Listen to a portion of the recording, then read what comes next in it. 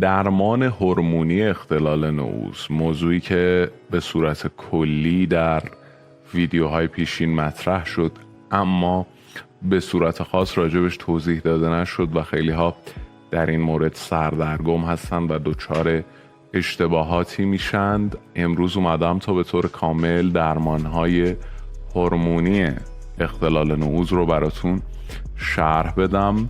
بسیار جذابه و نکات پرمغز و نغزی خواهد داشت. تا انتهای ویدیو پیشنهاد میکنم که همراه من بمونید، قطعا ضرر نخواهید کرد. من هم که پوریا هستم و خیلی خوشحالم که در برابر دیدگان پرمهر و پرمحبت شما عزیزان دلم قرار دارم هر هفته در این چنل ویدیوهایی با موضوعات پزشکی، سبک زندگی سالم و آشنایی با انواع بیماری ها خواهیم داشت. اگر به این موضوعات علاقه دارید یا میتونه بهتون کمک کننده باشه، حتما چنل رو سابسکرایب بکنید و زنگوله کنار سابسکرایب رو هم در حالت آل قرار بدید. اگر ویدیو رو دوست داشتید اون رو لایک بکنید، چنل رو سابسکرایب بکنید و ویدیو رو شیر بکنید. در قسمت کامنت ها من رو از نظرات ارزشمند خودتون بی‌نصیب نگذارید. همچنین اگر به واسطه دکمه تانکس کمکی به این چنل بشه، مستقیما از طرف شما و به واسطه گری من به سازمان های خیریه‌ای که کمک های پزشکی و یا در واقع داروهای مختلف به بزرگسالان یا کودکانی که محتاج این داستان هستند میرسانند کمک خواهد شد. گاهی یک کمک کوچک میتونه زندگی یک انسان رو نجات بده. اما میپردازیم به موضوع جذاب ویدیوی خودمون، یعنی درمانهای هورمونی اختلال نعوذ. ببینید، اختلال نعوذ یکی از مشکلات جنسی رایجه که خیلی هم امروزه در جوامع مختلف رایج شده. این که میگیم درمانهای هورمونی، خب اصلی ترینش و بیسش اینه که شما تستوسترون مصرف بکنید. تستوسترون هورمون مردانه است و اصلی ترین هورمونیه که در عملکرد جنسی و نعوذ نقش داره. حالا به چه صورت میشه تستوسترون رو مصرف کرد؟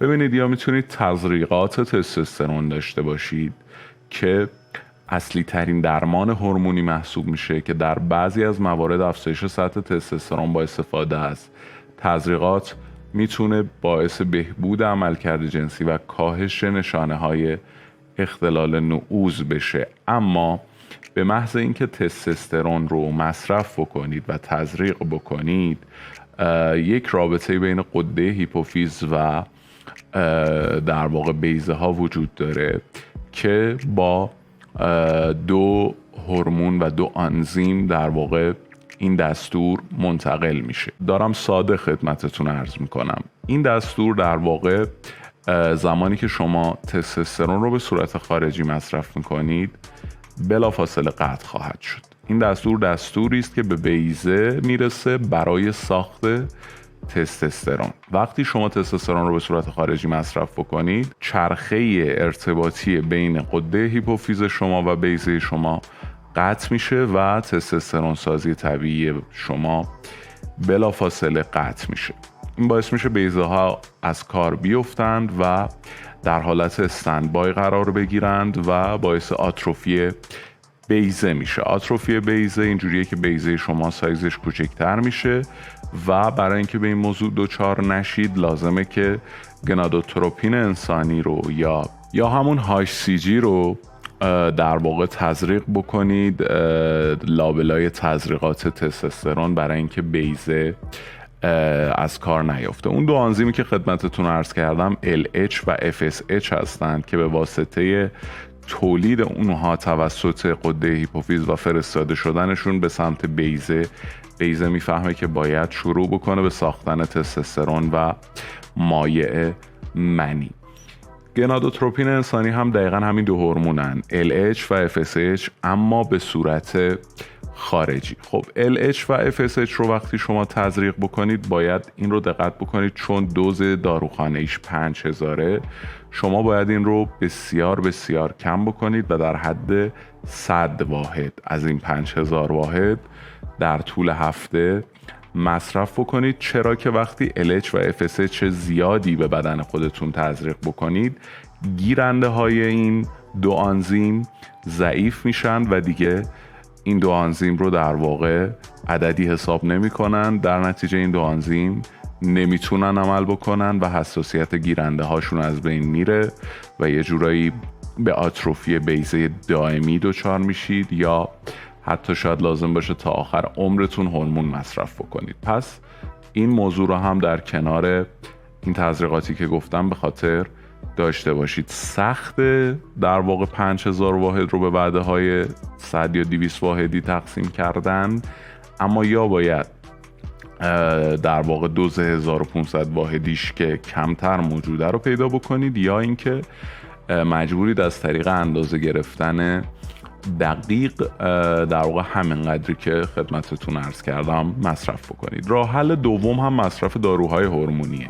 علاوه بر تزریقات تستوسترون یه سری داروهای هورمونی در نظر گرفته میشه برای درمان اختلال نعوذ که DHEA یکی از اونهاست که هورمون‌هایی مثل دیهیدرو تستوسترون در واقع میتونه باعث بهبود عملکرد جنسی بشه و یه سری قرص‌هایی مثل اوکساندرلون یا اکسیمتالون که استروئیدهایی هستن که از مشتقات تستوسترون هستن. البته به صورت خالی نباید مصرف بشن چون هیچ چیزی در بدن جای خود تستوسترون رو نمیگیره و این دو قرص مشتق تستوسترونن. وقتی مصرف میشن بدن این رو نمیفهمه که مشتق تستوسترونن و بلافاصله همون اتفاق میفته، چرخه LH-FSH قطع میشه و دوباره بیضه ها شروع به تستوسترون سازی نمیکنن. در نتیجه وقتی شما اون قرص ها رو یعنی اوکساندرلون یا اکسیمتالون رو به صورت تک مصرف بکنید،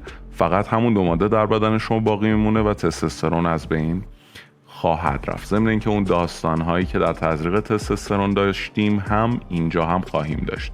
باید سایکل کنید داروهایی مثل اوکساندرلون و اکسیمتالون رو با تستوسترون انانتات که در داروخانه موجوده. اما مشاوره با پزشک متخصص قبل از شروع هر گونه درمان هورمونی برای اختلال نعوذ واجبه، چرا که با انجام آزمایش‌های لازم میتونه بالا رفتن و یا پایین رفتن هورمون‌های مختلف در بدن شما رو اندازه‌گیری بکنه و قبل از اینکه ضرری به بدن شما وارد بشه جلوی اونها رو بگیره. مزایا و محدودیت‌های این روش چیان؟